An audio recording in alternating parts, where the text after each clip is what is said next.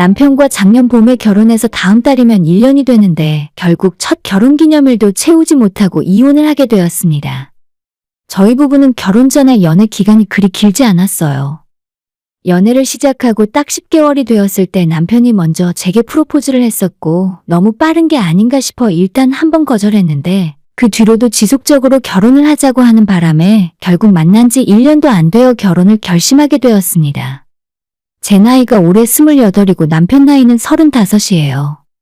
나이 차이가 적진 않아서 그런지 남편이 결혼 전에 많이 서두르는 느낌이었습니다. 그래도 저를 진심으로 사랑하고 아껴주는 사람이라 생각해서 100% 확신이 없는 상황에서도 결혼을 결심할 수가 있었어요. 자기 일 열심히 하는 성실한 사람이었고 저만 평생 사랑해준다고 하면 결혼을 해서도 못 맞춰주며 살 건 없을 줄로만 알았습니다. 그렇게 정확하게 이 남자에 대해 파악을 하지 못하고 결혼을 했던 것이 결국에는 지금에 와서 혼인기간 1년도 채우지 못하고 이혼을 하는 이유가 되어버렸네요. 저와 남편은 맞벌이를 하고 있지만 저는 직장에 출근하지 않는 프리랜서입니다. 인터넷으로 매일 하루에 한 편씩 소설을 연재하고 있어요. 예전에는 직장 다니면서 취미생활로 시작한 일이었는데 재작년 출판사로부터 정식으로 제안을 받고 나서부터 지금은 전업으로 글을 쓰며 먹고 살고 있습니다. 지금껏 출판한 책이 15권 정도 되고 현재도 주 6일 연재를 이어나가는 중이에요. 아직은 작가라는 타이틀도 어색해서 가족이나 주변에 정말 친한 친구 몇 명을 제외하고는 제가 글을 쓰고 있다는 사실을 이야기한 적도 없어요. 아무튼 그래서 제가 남편과 맞벌이를 하고 있지만 남편은 아침에 출근을 하고 저는 하루 종일 집에 붙어 있습니다. 남들이 볼 때는 집에서 편하게 일을 하며 돈을 버는구나 생각할 수도 있겠지만 매일 한 편을 써내야 한다는 부담감과 업로드를 하고 나면 실시간으로 쏟아지는 독자들의 반응을 보면서 스트레스 받는 건 덤이죠. 그저 일을 집에서 한다는 것뿐이지 근무 시간으로 따지자면 저는 잠자는 시간을 빼고 하루 종일 일을 하고 있는 거나 마찬가지고 사실 버는 돈으로는 비교가 불가능합니다. 남편 연봉이 4,800 정도 되는데 제 수입은 매달 조금씩 다르고 책이 나올 때 안 나올 때 들쑥날쑥 하긴 하지만 아무리 적게 나와도 남편의 3배 이상은 벌고 있어요. 물론 남편은 당장 잘릴 걱정 없는 안정적인 회사에 다니고 있는 점이 장점이고 저는 언제 인기가 떨어져서 연재가 중단되면 수입이 반토막 반의 반토막으로 줄어들지 장담할 수 없는 프리랜서 운명이죠. 그래서 저는 한 번도 남편을 무시해 본 적 없고 오히려 밖에서 회사 다니는 것이 더 어려운 일이라 생각하고 있습니다. 집에 하루 종일 있다 보니 자연스럽게 집안일도 제가 도맡아서 하게 되었는데 남편도 퇴근하면 도와주긴 하지만 거의 제 몫이라 생각하고 살았어요. 청소 빨래는 당연한 거고 특히 남편 출근할 때 아침밥 차려주고 저녁 식사도 거의 매일 제가 직접 요리해서 차려줬습니다. 결혼 전에는 부모님 댁에서 지내다 보니 직접 제가 음식을 만들 일이 거의 없어서 신혼 초반에는 자신이 별로 없었어요. 과연 내가 만든 음식이 맛이 있을까 싶었는데 막상 유튜브 보면서 따라하다 보니 그런대로 먹을만 하더라고요. 남편은 아예 계란 후라이 하나도 못하는 사람이라 전적으로 식사 준비는 제가 맡아서 하게 되었는데 그게 큰 불만은 없었습니다. 요리하는 것이 생각보다 재미가 있어서 글 쓰느라 받는 스트레스를 푸는데도 도움이 되었고 남편이 퇴근하고 늦게 집에 들어오는데 제가 집에서 저녁밥을 준비하고 기다리는 것이 당연한 일이잖아요. 남편도 신혼 초반에는 항상 제가 해주는 대로 맛있게 잘 먹어주었고 반찬 투정 같은 건 거의 하지 않았어요. 종종 먹고 싶은 게 있을 때마다 저한테 이야기를 하면 낮 시간에 장을 봐서 저녁에 만들어주곤 했습니다. 신혼 6개월 동안은 남편이랑 크게 싸울 일이 없었던 것 같아요.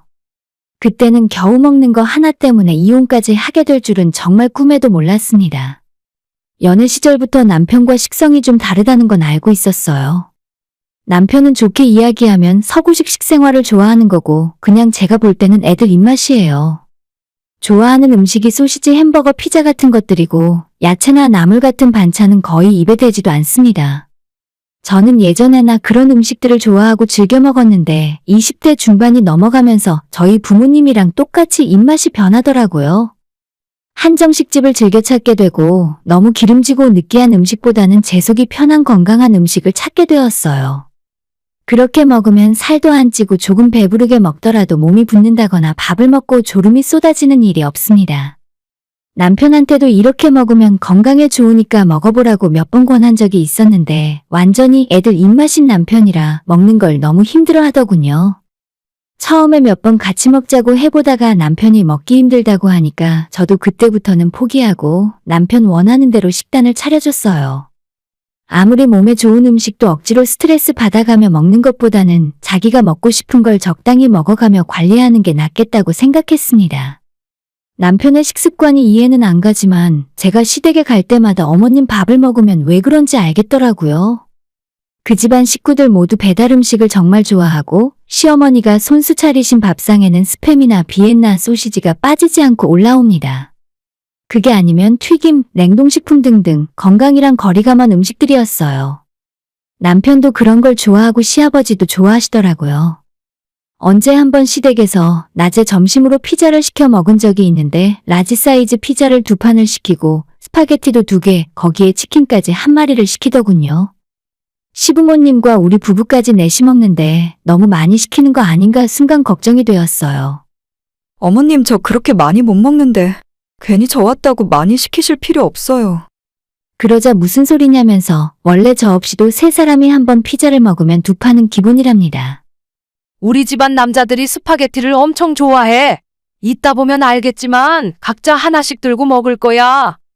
실제로 배달 음식이 오자마자 피자는 옆으로 제껴두고 아버님과 우리 남편이 스파게티를 하나씩 들고 3분 만에 끝내더라고요.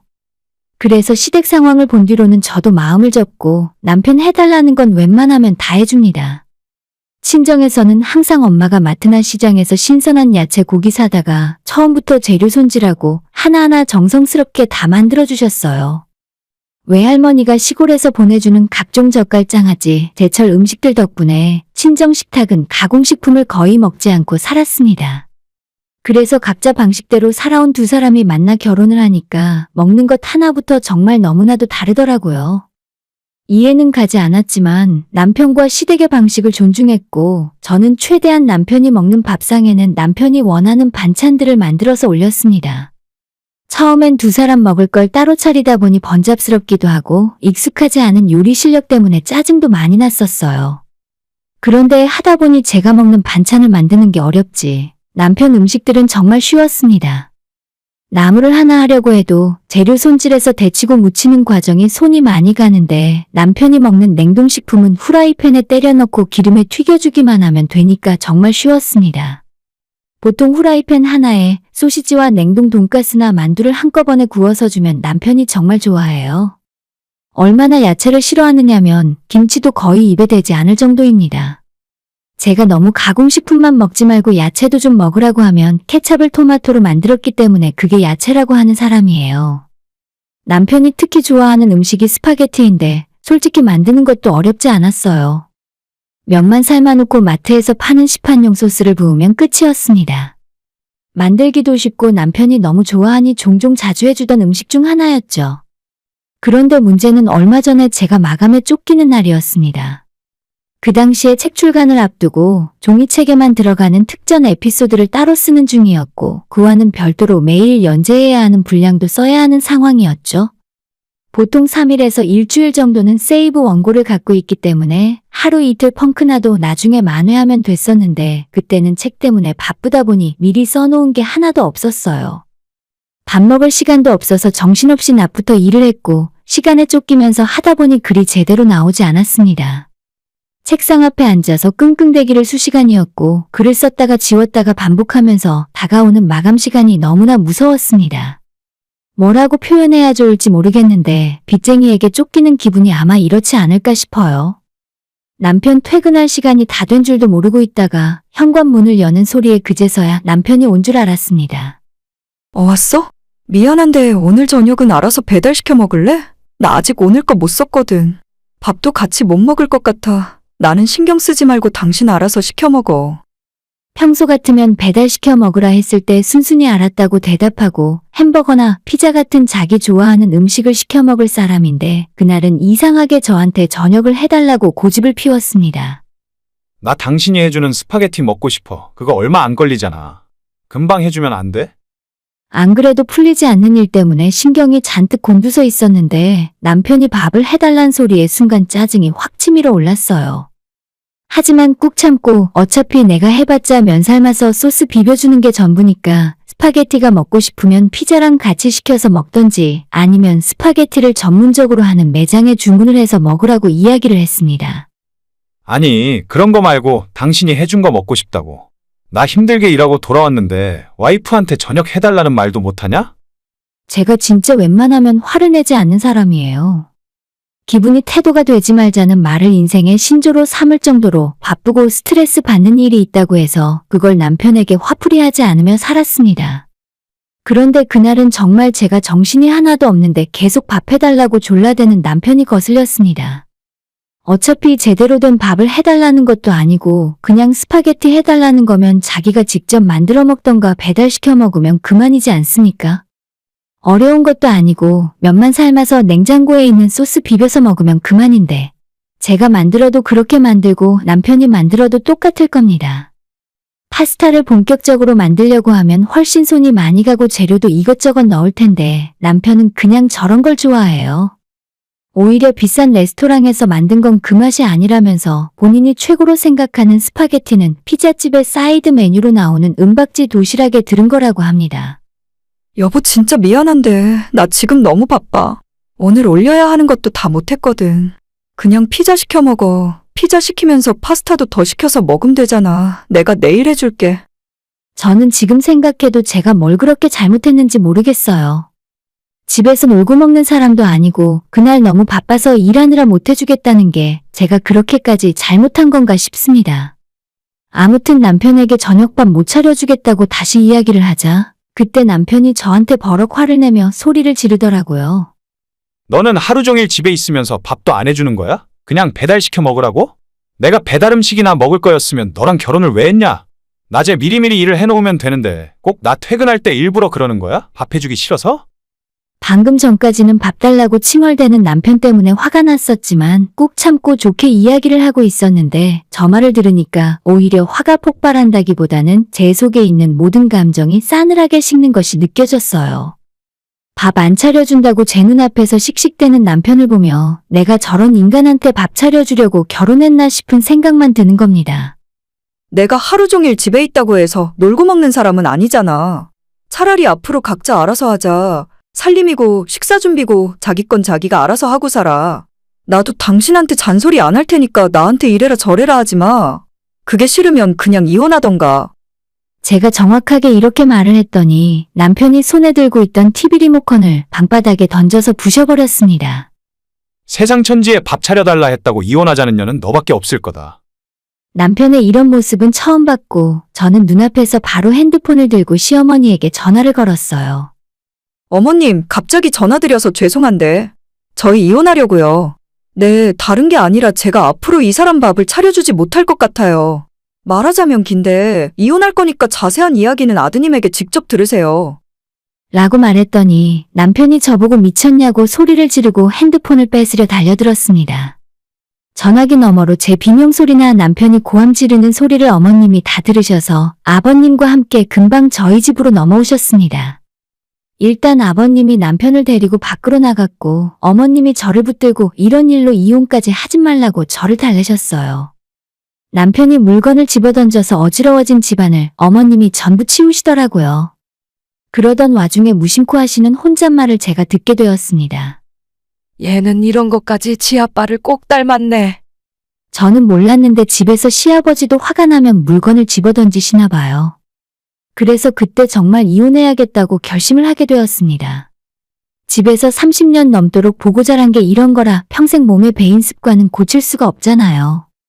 청소하고 있던 어머님한테 이러실 필요 없으니 밖에 있는 아버님이랑 아드님 데리고 댁으로 돌아가시라고 했습니다.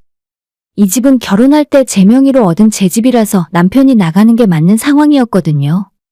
빠른 시일 내로 사람 보내서 남편이 가져온 짐이랑 혼수까지 전부 가져가라고 했더니 그때부터 어머님이 제 바지를 붙들고 이혼은 하지 말아달라고 사정하셨어요. 어머님 이러시지 마세요. 아무리 이러셔도 어쩔 수 없어요. 제 앞에서 무릎까지 꿇은 어머님과 실랑이를 벌이던 도중에 남편과 아버님이 현관문을 열고 들어왔고 자기 엄마가 무릎 꿇은 모습을 본 남편이 눈이 뒤집혀서 저한테 달려와 밀쳤습니다. 악소리와 함께 저는 뒤로 나뒹굴었어요. 너가 뭔데 우리 엄마 무릎을 꿇게 해? 그러자 어머님이 일어나서 남편 뺨을 한 대 때리고 어디서 손찌검하냐고 너는 왜 하나부터 열까지 너네 아빠 안 좋은 점만 골라서 닮았냐고 하시더라고요. 거의 엉망진창인 상황이었지만 어쨌든 그날은 시부모님이 남편을 데리고 집으로 돌아갔어요. 폭풍이 휘몰아친 것처럼 집안꼴은 엉망이었고 저도 정신이 하나도 없었지만 일단 그날 일은 어떻게든 마무리하고 너무 피곤하고 지쳐서 그대로 골아떨어졌습니다. 몇 시간이나 잤는지 모르겠는데 현관문 열리는 소리에 잠에서 깨어보니 남편과 시어머니가 집으로 찾아왔더라고요. 어제는 내가 진짜 미안해. 잘못했어. 앞으로 살면서 다시는 어제 같은 일 없을 거야.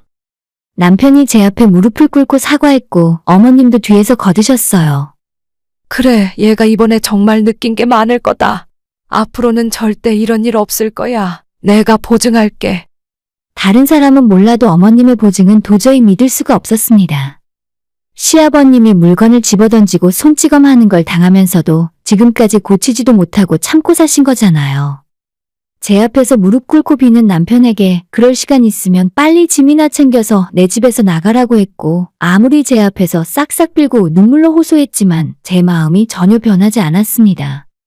그로부터 정확히 2주 후에 저희는 이혼했고 집에서 남편 짐은 다 빼버렸어요. 남편이 혼수로 가전제품이나 세간살이를 해온 거라 집이 텅텅 비었습니다. 그래서 저도 일단 친정부모님 댁으로 들어와서 지내는 중이고 그 집은 아직 전세 기간이 1년 넘게 남아있어서 남은 기간 동안 사무실로 쓸 생각입니다. 책상 하나 컴퓨터 한 대만 있으면 일을 할 수 있으니 추가적으로 들어가는 비용도 없고 괜찮을 것 같네요. 가만히 생각을 해보면 대체 내가 결혼해서 얻은 장점이 뭐가 있나 싶어요. 돈은 원래 내가 더 많이 벌었고 집도 제 돈으로 얻었고 아무리 생각을 해봐도 제가 매일 아침 저녁으로 남편 밥이나 차려주는 것 말고는 뭐가 달라진 것도 없더라고요. 그냥 지금처럼 부모님 댁에서 살면서 엄마 아빠한테 용돈 듬뿍 드리고 건강하고 맛있는 엄마표 식사를 할 수 있으니 저한테는 더 잘된 일인 것 같아요. 결혼 생활할 때보다 지금이 훨씬 안정됐고 제 일도 잘 되고 있습니다. 전 남편의 저런 모습을 결혼 전에 미리 알았다면 절대 결혼하지 않았을 텐데 한 사람에 대해 온전히 알기에 1년이란 시간이 너무 부족했던 것 같아요. 오늘의 사연은 여기까지입니다. 구독과 좋아요, 알람 설정 부탁드려요. 다들 행복하시고 좋은 하루 되세요.